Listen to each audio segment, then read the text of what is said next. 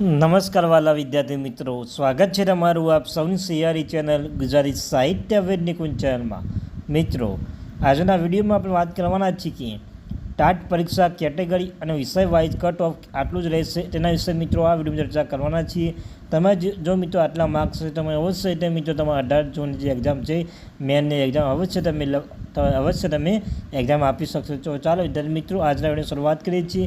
મિત્રો, વિડીયો શરૂઆત કરતાં પહેલાં તમે ચેનલમાં પહેલી વાર આવે છે અને અવશ્ય સબસ્ક્રાઈબ કરવાનું ભૂલશો નહીં.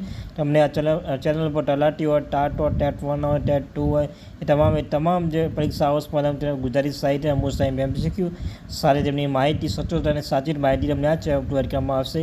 સાથે સાથે મિત્રો ટેલિગ્રામ લિંક મૂકું છું ડિસ્ક્રિપ્શનમાં. એકવાર તમે અવશ્ય એકવાર જોઈને અવશ્ય તે મિત્રો ત્યાં જોઈન થઈ જજો. મિત્રો તેમાં મહત્વની બાબતો ત્યાં શેર કરવામાં આવે છે. ચાલો વિદ્યાર્થી મિત્રો આપણે શરૂઆત કરીએ છીએ. મિત્રો તમને કહ્યું તેમ આજના વિડીયો કેટેગરી વાઇઝ આપણે જોવાના છીએ. મિત્રો પહેલી આપણે વાત કરીએ વિષયદાર આપણે જોવાના છે. મિત્રો વિષયદાર ટાટ ટેસ્ટ સર્વ મુજબ છે. મિત્રો આ સર્વ મુજબ મિત્રો તમારે જે અંદાજિત કહી શકાય છે કે તમે આટલું રહેશે અને તમે આટલા માર્ક્સ છે તો તમારે અવશ્ય મિત્રો 100% સાથે કહું છું તમે એક્ઝામ આપવા મળશે. મિત્રો આપણે જોઈ શકો પહેલા વિષય છે ગણિત વિજ્ઞાન.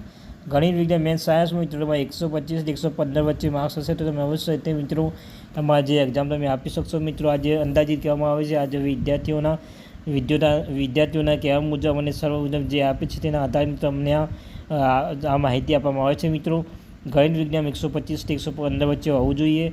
અને મિત્રો સામાજિક વિજ્ઞાન વાત કરીએ મિત્રો સામાજિક વિજ્ઞાનમાં એસએસમાં મિત્રો 115થી માંડી 105 સુધી તમારો માર્ક્સ હશે તમે અવશ્ય તે મિત્રો તમે એક્ઝામમાં આપી શકશો.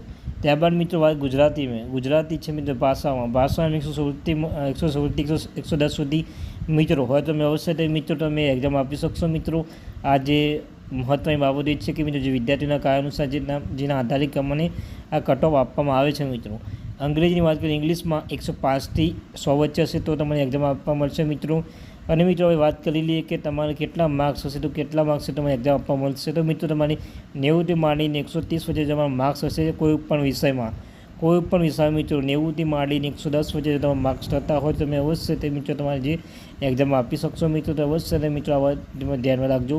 ત્યારબાદ મિત્રો વાત કરી લઈએ હિન્દીમાં 110થી માંડી 116 સુધી રહેશે. ત્યારબાદ મિત્રો સંસ્કૃત વિશે વાત કરીએ સંસ્કૃતમાં 111થી માંડી 101 સુધી આટલું કટઅપ રહેશે. મિત્રો તમે જોઈ શકો છો મિત્રો આ મહત્વની બાબતો વિષયદાર તમે જે શેર કરવામાં આવી છે. મિત્રો વિડીયો પસંદ વિડીયોને લાઈક કોમેન્ટ સાથે સબસ્ક્રાઈબ કરવાનું ભૂલશો નહીં. Thank you very much.